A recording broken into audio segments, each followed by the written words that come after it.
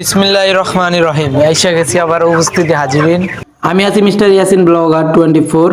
তো আজকে আমি নতুন ভিডিও নিয়ে এসেছি আপনাদের কাছে। আজকে আমি আগেই বলে দিয়েছি, আজকে আমি পাইকারি রেট বলে দেবো। তো আজকের বাজার পাইকারি রেট চলতেছে। তো সবাই ফুল ভিডিওটা দেখবেন, তাহলেই বুঝতে পারবেন আজকে রেট কত চলতেছে পাইকারি।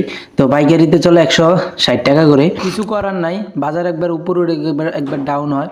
তো মুরগির বাচ্চার দাম মাত্র 60 টাকা করে।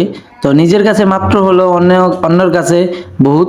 তো আমি আগে কিনছিলাম 40 টাকা করে, এখন আবার 60 টাকা 20 টাকা বেশি হয়ে গেছে। এখন যারা পোলট্রির ব্যবসা করে তারা একদম লসের মধ্যে পড়ে যাইতাছে। কারণ হলো একটা বাচ্চার দাম 60 টাকা করে, আর পাইকারি রেট হলো 160 টাকা করে। বিক্রি করতে গেলে একদম কইমা যায় দাম।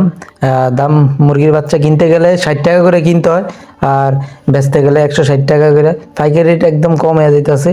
তো একটা বাচ্চার দাম 60 টাকা করে কিনে, তো 1 কেজি আদার যদি একটা মুরগি খায়, মুরগির আদার হলে 80 টাকা করে। তো আর থাকে কি, একটা মুরগি 1 কেজি আদার খায় না, এর থেকে বেশিও খায়। 80 টাকা দিয়ে ফিড কিনে, 60 টাকা দিয়ে বাচ্চা কিনে, একদম লস হয়ে যায়। আর থাকে 20 টাকা, 160 টাকা পাইকারি প্রতি কেজি পাইকারি রেটে বিক্রি করলে।